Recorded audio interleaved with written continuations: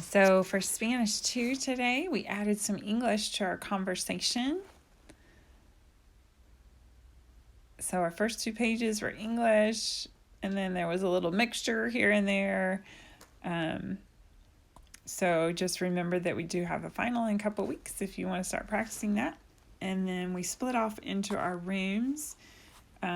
We had 2 Spanish speakers today come to class. Senora Garcia was able to join us over Zoom from Kansas. She's on her drive to Nebraska.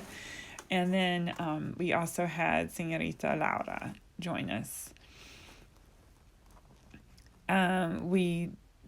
We did do our oral quiz for those that were left in the room, and we covered would have died and will have loved on that oral quiz. And then if you want to review your countries, I'll just flash through them really quick. So this is Uruguay, Venezuela, Bolivia, and then up at the top, it's not Haiti, it's the one that's on the other side of it. That's the Dominican Republic. This is Colombia. This is where Senorita Laura is from. And then this is our country of Guatemala. The capital kind of gives it away. It's just below Mexico. And then this is not Guatemala. You can tell I made a lot of mistakes on my drawings. This is Honduras. And then in the middle of South America, we have Paraguay. If you remember talking about the missionaries, they were in Ecuador.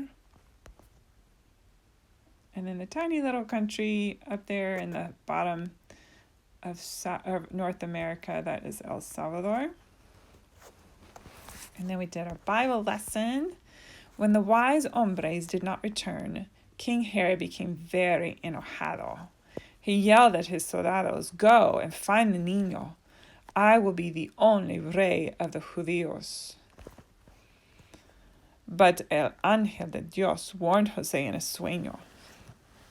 "Take your familia and escape to Egipto. Do not regresar until I tell you it is safe." That noche, José and María left for Egipto with Jesús. Años later, el ángel de Dios said to José in a sueño, "Rey Herod ha muerto," is dead, or has died. "Now it is safe to leave Egipto." So José, María, y Jesús left Egipto and went home to Nazareth. And then for our lesson this week, we've been learning to say lots of verbs this year, and pretty much every single one of those were statements. And so those, we consider those certain, like those are things that have happened or will happen. Those are certain things. And so this week we get to change, and we're going to talk with a different voice. And so anything else that's not very certain, that would be said with this verb type. So the fancy names for those, if something's certain, it's called indicative. And if something is not certain, it's called subjunctive. Okay, so when I texted Senorita Laura's dad in Spanish, I actually made a mistake, and I should have used the subjunctive voice, but instead I didn't. So I texted him and I said, "I hope that you are well." And so the first part is indicative, I do hope, but the second part is not a for sure thing. It's not certain. I don't know that he's well. And so I put está bien, which would be the indicative voice, but instead it should have been esté bien, which is in the subjunctive voice. So the first part is in the indicative form, and then the second part is in the subjunctive form. Here's another example. The top is just even a statement that is indicative. It's "My husband seeks the Lord." And then the bottom part, the first part is indicative. The second part is a subjunctive. So it is important that my husband seeks the Lord. Here's another example. You go on vacation soon. That's a statement. That's something that's going to happen. And then the second one, it might happen. It has potential. I hope that you go on vacation soon. So I hope, again, would be indicative, but you go is subjunctive. We've been doing a lot with the helping verb have, haber in Espanol. And so you're going to learn how to conjugate that as well in the subjunctive voice.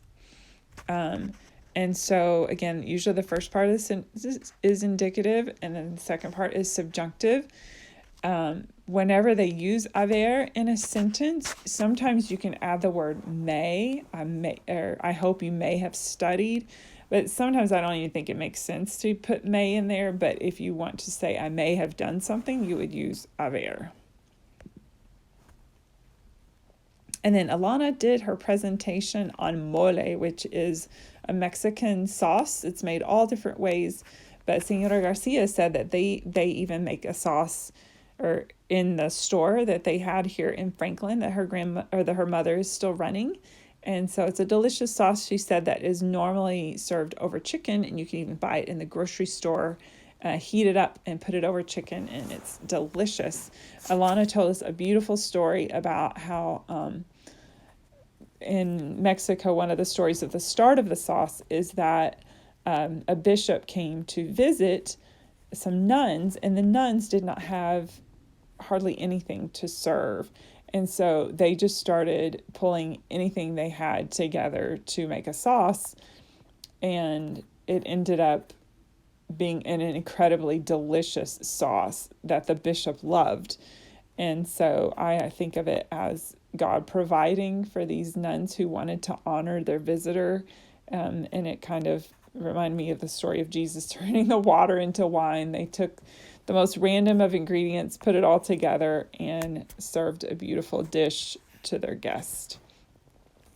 So that is all for today. Don't forget that you do have the final in 2 weeks, and all those study sheets are in week 28 folder. So thanks so much. We'll see you next week.